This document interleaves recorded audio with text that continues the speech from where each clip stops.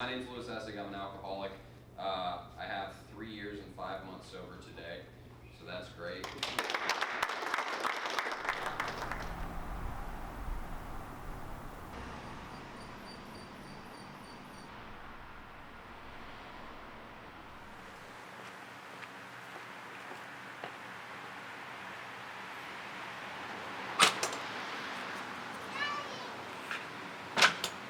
Yeah, so as far as like opioids specifically go, my first experience was in 2009. I was already using drugs really heavily, and I picked up Oxycontin between my senior year of college and my freshman year, my senior year of high school and my freshman year of college. And yeah, I started using them like that. I loved it, used them for 2 or 3 years, and that's when the government started to crack down. And it was, it made sense to switch to heroin. It was really the only option. It was the cheapest option. It was readily available. When I started using heroin, I hadn't had any run-ins with the law, prior to that, even with all the things I was doing with drugs. But as soon as I picked up heroin, man, the whole jail thing, it was like a revolving door, in and out, in and out. And people would think, well, he went to jail and he got clean for a couple weeks or a month or 3 months, and that's just not how it works. I'd go in, I'd get clean, I'd come out, I'd go right back to it. So yeah, July 3rd, 2016 is my sobriety date, and that was basically the judge threatened me with that 6-month stay at CBCF, and I started to take things a little more seriously, So I was sober like 2 weeks before I went there. Basically, he told me, don't give me another dirty urine, and you're not going to go. And I was like, okay, great. I'll do anything to not go. He sent me anyway. But it worked out in my favor. I worked the front desk down at the Red Roof Inn Plus, downtown Nationwide. Yeah, we have you checking out today? Yeah, we have you checking out today? No.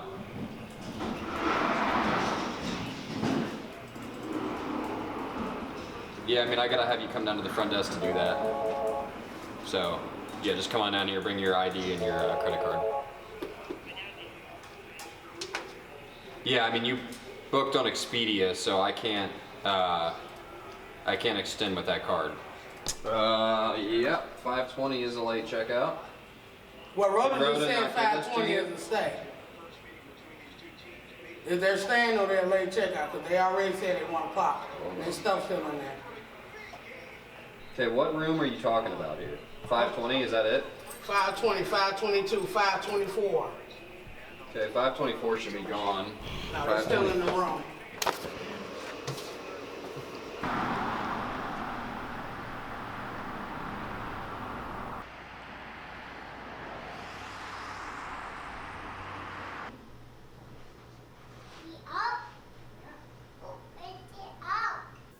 I also have a girlfriend who has a kid, so I have to balance that.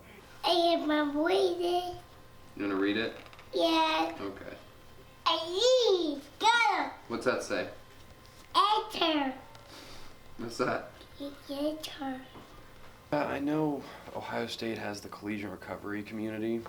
So our club seeks to engage students and empower them with harm reduction resources so that they can reduce the negative consequences of drug use. Our focus is we meet people who use drugs where they're at and provide them with resources so that we can prevent the spread of communicable diseases like HIV and hepatitis, as well as preventing a range of harm from coming to these users.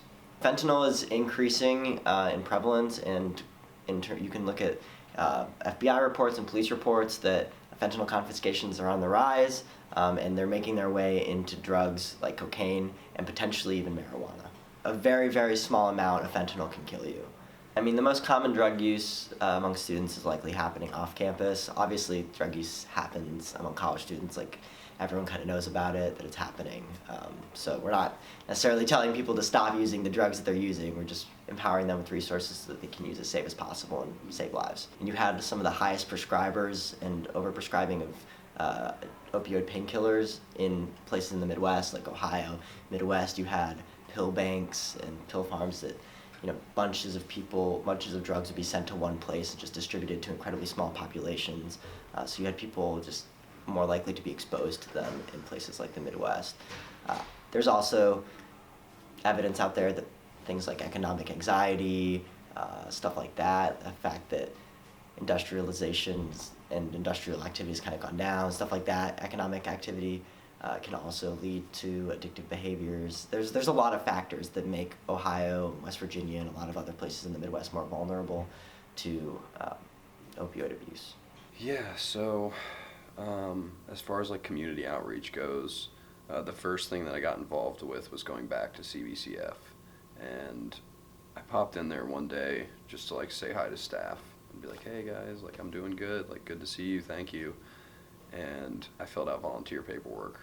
So the first time I did heroin was on the baby changing station, classic move, in the bathroom at Five Guys while I was on the clock.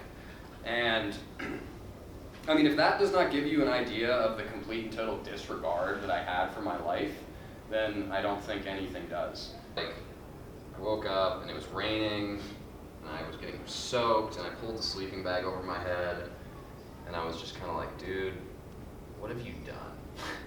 Like, and again, let me remind you, like, where I came from, dude, I had everything.